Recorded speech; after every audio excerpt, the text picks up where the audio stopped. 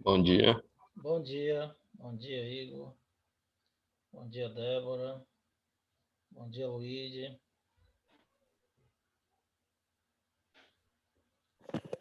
Bom dia, Bom dia, professor. Lara. Bom dia, pessoal. Bom dia, professor. Bom dia. Aguardar aqui o pessoal ingressar aqui na aula para a gente começar. Bom dia. Bom dia, Lara. Bom dia. Que eu não falei, Samuel. Bom dia.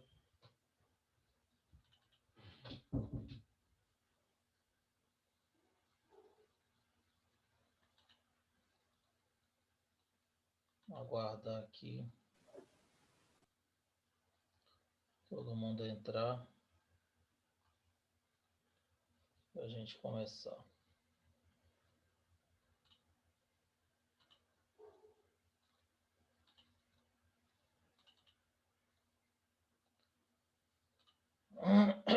Bom, pessoal, vou desligar aqui a câmera, tá? E eu tô com a internet aqui acusando instabilidade, já troquei essa internet essa semana. A aula de ontem foi beleza, né? Não teve nenhuma interrupção. Me lembre aí, teve algum problema com a aula de vocês ontem?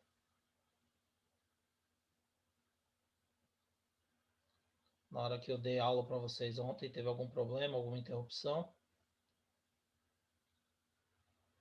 Que eu me lembre, não, né? Não, Foi normal, não foi? pelo menos para mim não.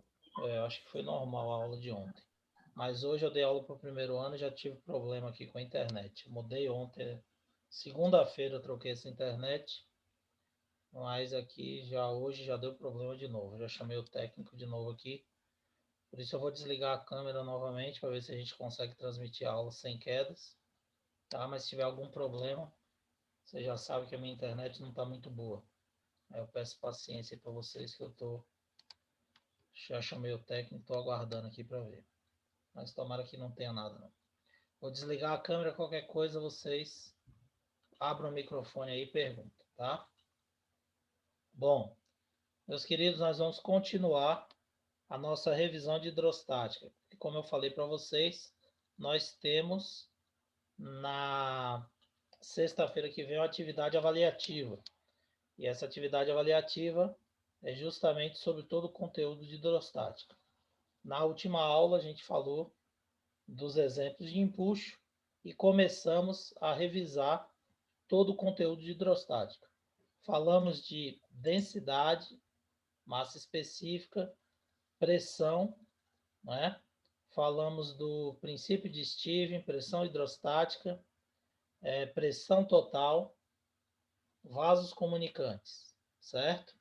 E agora a gente vai dar sequência à nossa revisão falando da pressão atmosférica, ok? Então, pressão atmosférica, como nós já sabemos, é a pressão exercida pela massa de ar que envolve a Terra sobre a superfície dela, tá?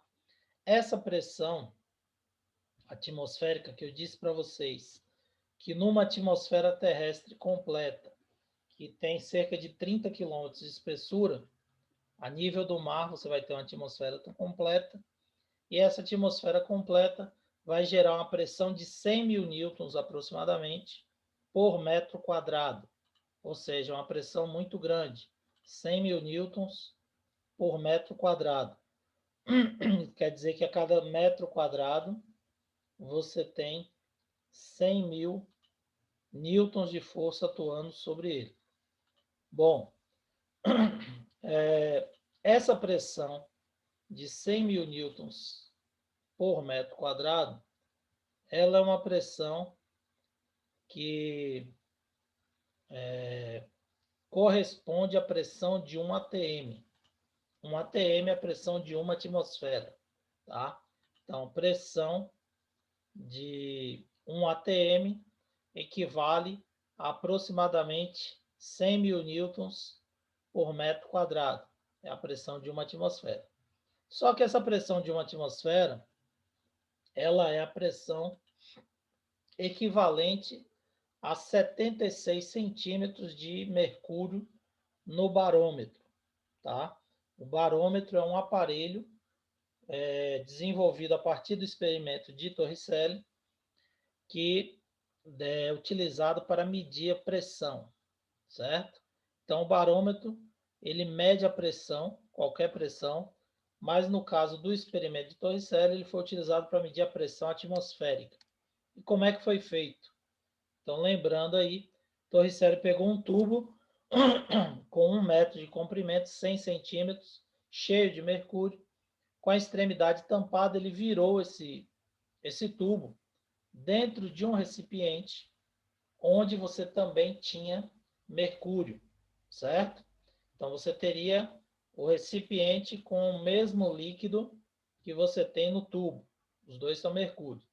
Depois que ele mergulhou, ele retirou o dedo que estava tampando o tubo e ele observou que esse mercúrio desceu. Porém, ele não desceu totalmente para o recipiente. Por quê? Ele teria que descer normalmente, porque é mercúrio e mercúrio. Então, ele mistura e ia descer sem problema nenhum. Então, por que esse mercúrio não desceu? Ele só desceu até 76 centímetros. Porque na parte que está aberta do recipiente, está sendo submetida a uma pressão atmosférica, e essa pressão atmosférica, que está atuando aqui, ó, do lado que está aberto, está empurrando novamente o mercúrio para cima, impedindo que esse mercúrio desça totalmente. Então, como ele tinha 100 centímetros, 1 metro, e desceu para 76 centímetros, estabeleceu que a pressão de um ATM equivale a 76 centímetros de Hg no barômetro de mercúrio, ou 760 milímetros de Hg no barômetro, que é a experiência de Torricelli. Então, aqui, desceu o líquido, só que de 1 metro ele atingiu 76, porque a pressão do ar, a pressão atmosférica, empurra o mercúrio para cima e impede que esse líquido desça totalmente. Ok? Como eu disse para vocês, a pressão de 1 atm equivale a 101 mil newtons por metro quadrado, 100 mil newtons por metro quadrado aproximadamente, e equivale também a 76 milímetros de Hg, que corresponde a 760 milímetros da coluna de mercúrio dentro do barômetro, tá certo? A pressão atmosférica, denominada 1 atm, como é que a gente chegou nesse valor de 100 mil newtons por metro quadrado? Aplicando a fórmula da pressão hidrostática. Então, em função do mercúrio que foi utilizado no barômetro de mercúrio, por Torricelli, ele calculou matematicamente quanto seria a pressão atmosférica. Então, 13,6 é a densidade. Você sabe que a pressão hidrostática é a densidade vezes gravidade vezes altura. Então, a pressão atmosférica vai ser a densidade do mercúrio, 13,6 vezes 10 a 3 quilogramas por metro cúbico, vezes a gravidade, que é de 9,8, vezes a altura, que é de 76 centímetros, 0,76 metros. Multiplicou tudo, achou 1,01 vezes 10 a 5 newtons por metro quadrado, 101 mil newtons por metro quadrado, a pressão de um.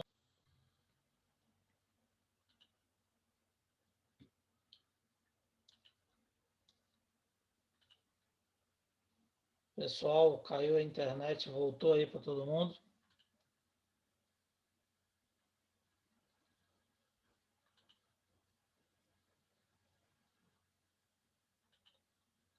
Voltou aí, estão me ouvindo? A internet caiu.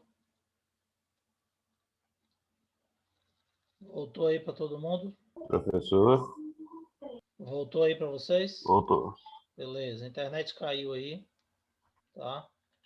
Como eu disse para vocês, eu estou tendo um problema aqui com essa internet que instalou essa semana. Estou aguardando o técnico aí, vocês vão ter um pouquinho de paciência, que a aula hoje de manhã com o primeiro ano caiu também umas 2 ou 3 vezes. Mas aí, infelizmente, não tem o que fazer. Eu estou aguardando aqui o pessoal para ver se resolve o problema. Beleza? Aí, peço um pouquinho de paciência Vou voltar aqui a compartilhar o slide para a gente poder dar sequência na revisão. Bom, então é o seguinte. Deixa eu ver onde a gente parou aqui. Então, nós temos aqui, pessoal, a relação matemática entre o barômetro de mercúrio, 76 milímetros de Hg, mais a pressão atmosférica de 1 atm, mais Newton por metro quadrado. Disse também para vocês que Pascal equivale a Newton por metro quadrado.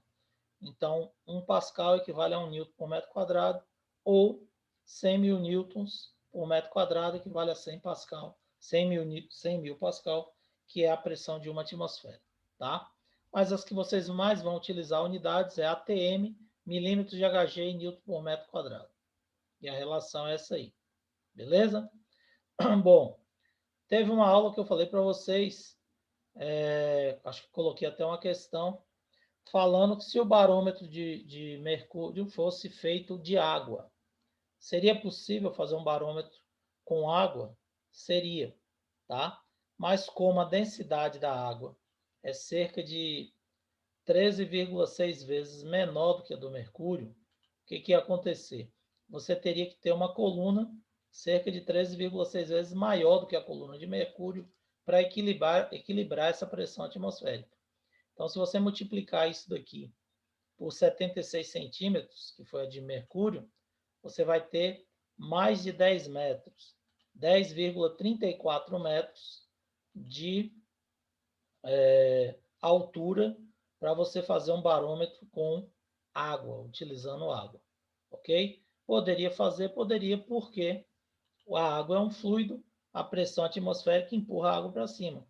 Mas você teria que ter aí um tanque, uma caixa d'água e um recipiente que coubesse mais de 10 metros de água para você soltar isso aí descer, na mesma proporção que desceu o mercúrio, ok? Bom, aqui eu tenho um experimento que mostra essa relação também da pressão, tá?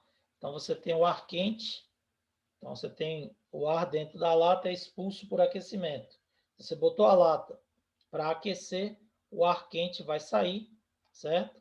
A pressão no interior da lata fica menor do que a pressão fora da lata.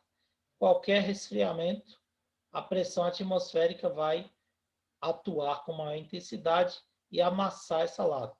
Então, a lata ela vai ser amassada pela diferença de pressão. Quando você expulsou o ar, reduziu a pressão dentro, a pressão atmosférica fica maior do lado de fora e ela vai apertar a lata, desculpe, e deformar a massa da lata. Ok? Outro exemplo que você observa nitidamente a atuação da pressão atmosférica é esse experimento do copo, que eu também acho que já tinha falado para vocês. O da lata, acho que foi o único que eu não tinha citado para vocês, mas aqui, esse do copo eu já tinha falado para vocês, tá? Você enche um copo com água, por exemplo, e bota um cartão embaixo desse copo totalmente cheio. Você vira, pressionando aqui com a mão. Quando você retirar a sua mão, esse copo vai manter o líquido aqui dentro e o papelão aqui embaixo, tá? Por quê? Porque Professor, a pressão travou. atmosférica travou. Veja bem, vou repetir. Esse experimento aqui do copo, Sim. eu já havia falado para vocês. Estão conseguindo ouvir agora? Estão conseguindo ouvir? Sim. Então, veja bem. Esse experimento do copo eu já havia dito para vocês, tá? Já havia falado. Você enche o copo com água, coloca um papelão, né, mais ou menos grosso embaixo, tampa e inverte o copo totalmente cheio d'água. Quando você soltar, esse papelão vai manter esse líquido, essa água dentro do copo, sem cair. Por quê? Porque a pressão atmosférica vai empurrar o papelão contra o recipiente com água, impedindo que a água caia, certo? Então, o papelão e a água são mantidos no mesmo lugar. Por quê? Porque a pressão atmosférica está empurrando para cima. Como no barômetro, ele empurrou a água aqui para baixo e mantendo ela dentro do recipiente. Ou como aqui, ele empurrou a parede da lata e pressionou a lata para dentro. Como a pressão foi menor, já que você expulsou o ar, e aí você vai ter a lata amassada. Tá certo? São só alguns exemplos de como a pressão atmosférica é comprovadamente existente. Beleza? Todo mundo conseguiu ouvir agora? Agora sim. Ótimo. For travando, vocês, por favor, vão avisando que eu vou voltando. Que a internet está ruim. Infelizmente, eu não posso fazer nada agora, nesse momento. Bom, aqui é um exemplo de uma bomba de sucção. A bomba de sucção é aquela mesma bomba que vocês encontram em postos aí, manuais. Você pressiona, quando você pressiona a bomba aqui, você empurra o ar faz com que a pressão atmosférica empurre o líquido, e esse líquido vai subir por outra mangueira, e aí vai descer lá na torneira. Então é uma bomba que a gente chama de bomba de sucção, porque ele vai sugar o ar, e quando ele retira o ar, a pressão atmosférica empurra o líquido para cima. Então, a maioria das pessoas acha que a bomba de sucção ela suga a água. Não é. É igual o canudo. Quando você puxa o canudo dentro de um copo, eu já disse para vocês que você não está sugando o líquido. Você está retirando o ar e a pressão atmosférica empurra o líquido para cima do canudo. A mesma coisa aqui. Quando você faz essa sucção, você retira o ar de dentro de um cano e a pressão atmosférica faz essa água subir pelo cano, pelo outro cano, ok? Aqui você tem um manômetro, que é um instrumento utilizado para medir pressão, tá? Esse manômetro, ele pode ser de dois tipos, de líquidos e de gases. Ah, professor, como é que funciona esse manômetro? Esse manômetro funciona com aquele princípio dos vasos comunicantes que eu passei para vocês, tá? Já tinha mostrado para vocês uma formulazinha para a gente calcular a altura em relação a essa altura, a gente calcular a densidade, porque as pressões seriam iguais, a pressão de A e de B. Então, o manômetro é a mesma coisa. Ele mantém um gás e um fluido aqui dentro, e a partir dessa altura, você vai colocar naquela fórmulazinha que eu já passei para vocês, densidade é igual a gravidade vezes a altura, de um igual a densidade vezes a gravidade vezes a altura da outra. Corta a gravidade, então fica D1 vezes H1 é igual a D2 vezes H2. Você conhecendo a altura de um, no caso aqui, nesse caso aqui, você tem o mercúrio, tá? Então, você conhecendo a altura do mercúrio, a densidade do mercúrio você conhece. Você mede a altura do fluido e aí você acha a densidade do fluido igualando naquela Professor, fórmula travou. que eu passei. Travou de novo? Travou novamente? Foi? Estão me ouvindo, pessoal? Todo mundo está me ouvindo? Sim. Então, Sim. vamos repetir. Veja só. Esse manômetro, ele é um equipamento semelhante àquele que eu mostrei para vocês, que ele usa o princípio de Stevens para calcular.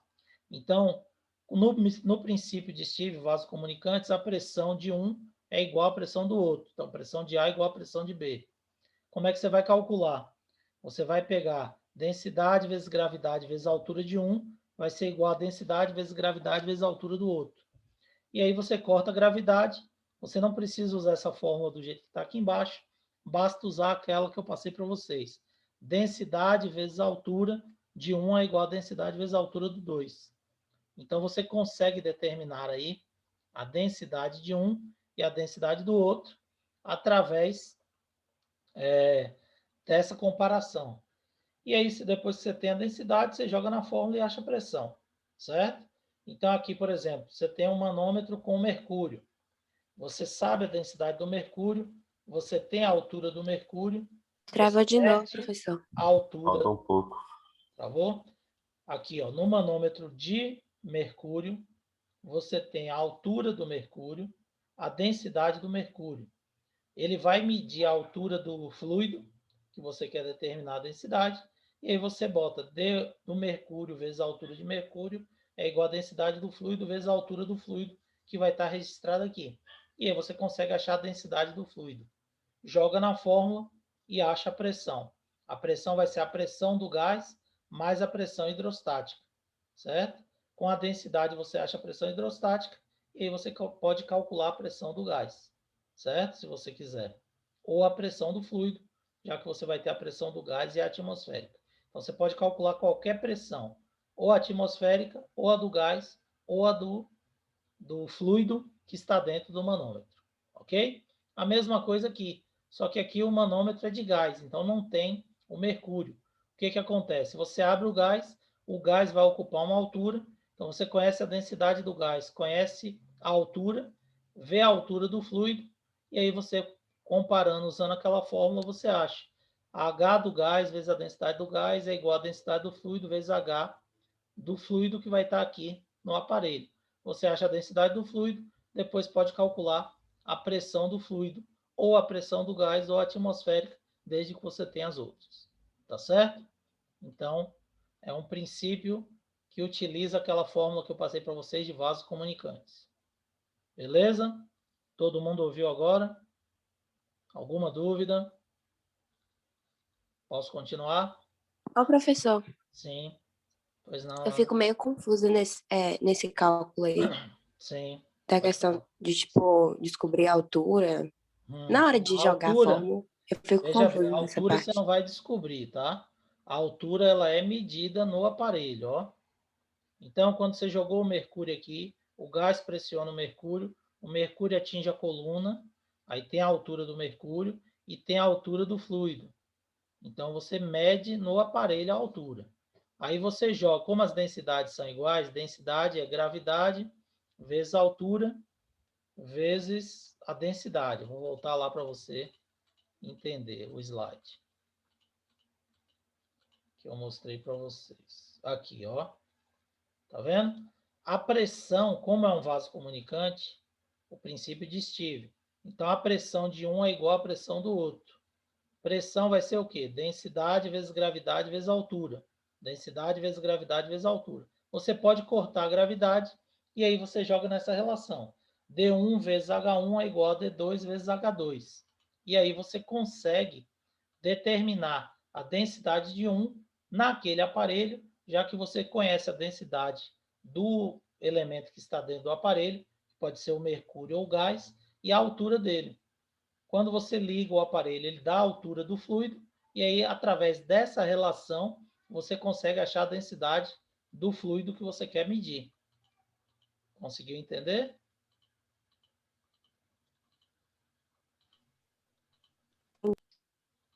Entendeu? Então é isso aqui, ó. Você observa que esse aparelho, ele segue aquele princípio lá. Então você abriu aqui o gás, ele empurra o mercúrio. Você atinge uma coluna de equilíbrio. Você vai ter aqui a coluna de mercúrio, a altura do fluido que foi deslocado, e aí você consegue, com essa altura, com o mercúrio e a densidade dele, calcular a densidade desse fluido. Se o aparelho for só de gás, ele não tem o mercúrio, aí quando você abre o próprio gás, desce, atinge uma altura, essa altura aqui do fluido permite que você, conhecendo a altura do gás e a densidade dele, medindo a altura do fluido, você determine a densidade do fluido. Beleza? Conseguiu entender agora? Tá de boa? Posso continuar? Entendi. Se tiver qualquer dúvida, a gente volta. Não tem problema, não. Tá? Falhou aí alguma coisa, cortou? Não, né? Então vamos em frente. Mas qualquer coisa Não. pode perguntar, tá? Sem problema nenhum. A gente repete quantas vezes for necessário. Para vocês entenderem. A gente dá outros exemplos. A gente tenta fazer da melhor forma possível aí. Tá? Bom, então nós temos aí, depois que a gente viu a pressão atmosférica, nós sabemos que nós temos a pressão hidrostática, a pressão atmosférica e a pressão total. Pressão total, quando você está com o recipiente aberto, nesse recipiente aberto você observa que A pressão que o objeto está submetido dentro do fluido que está no recipiente, ela também está submetida à pressão atmosférica. Então, a pressão total, como eu já falei na outra revisão, vai ser a pressão atmosférica mais a hidrostática, tá? Bom, esse é o princípio de Steve. Agora a gente vai para o princípio de Pascal. O princípio de Pascal, ele determina que qualquer variação de pressão provocada num fluido, ela é transmitida integralmente por todos os pontos do fluido. Ou seja, eu tenho um recipiente aqui com um êmbolo. Observe que a área aqui é pequena. Quando eu pressionar esse recipiente aqui, esse fluido vai descer e vai pressionar a parede desses recipientes com a mesma pressão que eu apliquei aqui, certo? Ah, professor, mas como é que isso é possível? Se a área aqui é pequena e essa área aqui é maior. Então, isso é possível porque ocorre uma multiplicação da força, já que a pressão permanece constante. Então, para a pressão permanecer constante, se eu altero a área, a força tem que ser alterada, certo? E como é que isso ocorre? Isso ocorre naturalmente. É a mesma coisa da gravidade. A gravidade puxa um elefante e uma formiga para baixo, como nós vimos lá no primeiro ano, com a mesma aceleração. E como é que pode ser igual? Justamente por isso, porque a força ela age de forma diferente na massa grande e na massa pequena. Então, o peso do objeto maior e o peso do objeto menor, eles são diferentes, mas se não tiver resistência do ar, se for no vácuo, os dois são puxados para baixo com a aceleração da gravidade. Isso quer dizer que a força que está agindo no corpo maior, ela vai ser maior do que a força que está agindo na formiga, que é o corpo menor. Então, houve uma alteração da força devido à mudança da massa, naquele caso. E nesse caso aqui, houve uma alteração da força devido à mudança da área, já que a pressão permanece constante. Então, isso é um processo natural que ocorre de multiplicação da força. E quem descobriu isso foi Pascal, e estabeleceu o princípio de Pascal, que é o princípio de qualquer dispositivo hidráulico que nós temos. Então, isso daí foi uma revolução na ciência da época, porque você conseguiu desenvolver, através desse princípio, equipamentos hidráulicos que facilitavam a execução de vários trabalhos. Por exemplo, um macaco hidráulico, uma prensa hidráulica, um elevador hidráulico, a direção hidráulica de um carro. Tudo isso ficou mais fácil a partir desse princípio. Então, se determinou que alterando a área, você conseguia alterar a força. Ou seja, apliquei uma força pequena numa área pequena, como a pressão é transmitida integralmente no fluido, se eu coloco esse fluido para atingir uma área grande, essa força, obviamente, tem que ficar maior. Então, eu multiplico ou reduzo a força se eu altero as áreas que eu estou transmitindo essa pressão no fluido, tá? Então, se a pressão em 1 é igual à pressão em 2, 1 é F1 sobre A1 e 2 é F2 sobre A2. Aqui ele chamou de S, mas é área, espaço ou área, tanto faz. Então, a força que eu aplico em 1 é uma força pequena, porque eu estou numa área pequena. Vai ser transmitida a mesma pressão, ela vai virar uma força grande numa área grande. Tá ok? Temos uma pergunta aí. Pode fazer a pergunta, abre o microfone, faz a pergunta, por favor. É Yane? Ô, professor, Sim, querida, pode falar. no slide anterior, essa força que vai atuar, ela vai atuar da mesma forma? Ela vai atuar maior aqui dentro. Quando eu apliquei uma força aqui no êmbolo, ela transmitiu a mesma pressão para cá para dentro. Só que aqui ela está atuando só aqui, ó, nessa circunferência do êmbolo. Quando ela desceu e atingiu esse ponto, ela espalhou para toda essa circunferência do recipiente. Então, isso daqui tem uma área maior do que essa aqui, não Travou, tem? professor. Olha só, a pressão, vou repetir, a pressão aqui é igual, certo? O que é transmitido igualmente é a pressão. Só que quando eu aplico a força aqui, essa força é transmitida para essa área pequena, concorda? Quando ele empurra o êmbolo para baixo e atinge essa região aqui, essa área que vai estar submetida à pressão é essa área toda do recipiente. Então, a pressão é a mesma, mas a área aumentou. Quando aumentou a área, essa pressão aqui, para ficar igual, teve que ter um aumento de força. Então, a força que eu apliquei aqui, nessa área pequena, ela se multiplicou e aumentou nessa área maior aqui. Então, ela se tornou uma força maior para manter justamente essa pressão igual, já que a área aqui que ela está submetida é maior. Conseguiu entender, Yane? Sim, professor. Então, a força, ela muda com a mudança de área. A pressão é que permanece constante. Tá ok? Todo mundo entendeu? Alguma dúvida? Então, meus queridos, o princípio de Pascal é baseado nisso. Então, por exemplo, quando você vê um macaco hidráulico, que eu já botei até a foto, a imagem numa lista que eu passei para vocês aí. Ele tem o quê? 2 recipientes interligados por um tubo. Ele tem um recipientezinho pequeno, que é uma bombazinha pequena, ligada, acoplada a uma bomba maior. Quando você bombeia o êmbolo pequeno, você coloca um cabo e vai bombeando, esse fluido, esse óleo hidráulico que tem dentro do macaco, vai ser transmitido para a área maior, onde tem um êmbolo maior que fica embaixo do carro, e vai empurrar o carro para cima.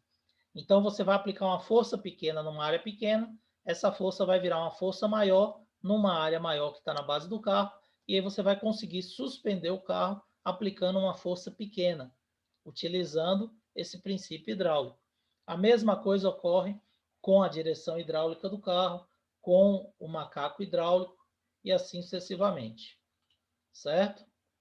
Vou mostrar aqui para vocês algumas aplicações. Aqui, por exemplo, tá? Você pode ter aqueles elevadores hidráulicos que vocês veem em oficina mecânica ou em postos de gasolina. Como é que funciona aquele elevador? O cara aperta um botão e quando ele aperta um botão, o carro vai subindo, o elevador vai subindo. Ele desligou o botão, o carro para de subir, não é assim? A maioria de vocês já viram esse macaco, né? Esse elevador. Então, como é que funciona? Ele tem um compressor, uma bomba, tá? E um registro para o ar. Quando ele aperta o botão, ele liga o compressor. O compressor, ele pressiona o ar. Esse ar é pressionado e empurra o óleo dentro da tubulação que vai para a base que está sustentando o carro. E essa base empurra o carro para cima. Então, o motor faz uma força pequena, certo? Esse motor faz uma forcinha pequena para que essa força eleve o carro, que é uma força grande. Então, o princípio de Pascal. Ok? Todo mundo entendeu aí? Alguma dúvida? Conseguiram ouvir direitinho? Tá tranquilo? Sim. Beleza. Então, o que acontece? Outro exemplo que eu falei para vocês é o freio do carro. O freio é hidráulico, ele utiliza um óleo que é chamado fluido de freio, tá? Esse óleo de freio, ele fica ligado a uma tubulação que vai do pedal, que está lá dentro do carro, até a roda. Aqui é um exemplo de freio a tambor. Nós temos exemplos de freios a disco também, que são diferentes, mas o sistema é parecido. Então, quando você aperta o pedal, você pressiona numa área pequena, tá? O fluido. Esse fluido é transmitido e chega numa área maior. Nessa área maior, essa força ficou maior, vai fazer com que a lona cole no tambor que está girando e por atrito vai fazer o tambor diminuir a rotação até parar. Se for uma pastilha de freio, vai ser o mesmo princípio, só que ao invés de distender, ele vai comprimir a pastilha, que vai apertar aqui na base do disco e vai por atrito fazer o veículo parar. Mas é um princípio hidráulico também de transmissão de força. Você aplica uma força pequena numa área pequena, ela é transmitida para uma área maior, vira uma força maior. Certo? E para finalizar a nossa revisão, o princípio de Arquimedes, que foi o último que nós falamos, tá? Na nossa última aula, empuxo.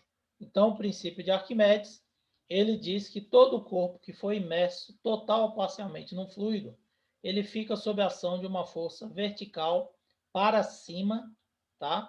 Aplicada nesse corpo, que é denominada de empuxo. Então, sempre uma força contrária ao peso, sempre uma força vertical para cima, tá? Então, quando você mergulha num fluido, o peso puxa ele para baixo e o empuxo vai empurrando ele para cima. À medida que você vai aprofundando, o empuxo vai ficando cada vez maior. Por quê? Porque a força com que a água empurra, ou o fluido empurra o corpo para cima, ela depende diretamente do volume de líquido deslocado. Quando você aprofunda mais, você está deslocando um líquido e esse deslocamento faz com que o empuxo empurre esse líquido para cima. Tá? Que deslocamento é esse? É exatamente o volume do líquido, do corpo, desculpe, que você mergulhou. Então, tem um recipiente cheio aqui de um fluido. Se eu mergulho um corpo dentro do fluido, o volume de água que vai sair para fora do recipiente é exatamente igual ao volume do corpo que eu mergulhei, porque dois corpos não podem ocupar o mesmo lugar no espaço. Então, como nós acabamos de ver na aula anterior, né, nas aulas de ontem, empuxo é densidade do fluido vezes o volume de líquido deslocado, que corresponde ao volume do corpo que foi mergulhado, vezes a gravidade, né? Então, calculamos a força de empuxo, densidade, vezes volume, vezes gravidade. A densidade tem que estar em quilos por metro cúbico, volume em metro cúbico, gravidade em metros por segundo ao quadrado, para a gente achar o empuxo em newtons, certo? E as condições de flutuação. Se um corpo flutua, é porque num líquido, é porque o empuxo está sendo igual ao peso, tá? Se o peso for maior do que o empuxo, o corpo vai afundar. Se o empuxo for maior do que o peso, o corpo vai subir. Se o empuxo for menor do que o peso, o corpo vai afundar. Então, são as condições de flutuação. Um corpo, se ele flutua, não importa se é dentro, no meio desse fluido, é porque o empuxo está sendo igual ao peso, tá? Se o corpo tem um empuxo maior do que o peso, ele vai ser arremessado para fora do fluido. E se o peso é maior do que o empuxo, ele vai afundar e atingir o fundo do recipiente. Beleza? Tá tranquilo essa parte? Beleza, professor. Beleza, então. Meus queridos, nós encerramos aí a nossa revisão. Nosso tempo vai acabar, tá? Obrigado pela participação de vocês. Espero que tenha entendido aí a revisãozinha. Quem não entendeu, qualquer dúvida, estou à disposição de vocês. Pode mandar a mensagem lá no WhatsApp, que a gente vai esclarecendo a dúvida de todos, tá ok? Deixa eu ligar a câmera aqui só para me despedir de vocês. Obrigado pela participação de todos. Bom dia. Bom restante de aula para vocês. Qualquer coisa, estou à disposição. Valeu? Um abraço. Tchau, professor. Tchau, professor. Obrigado. Um abração. Valeu, galera. Bom dia para todos. Tchau, tchau.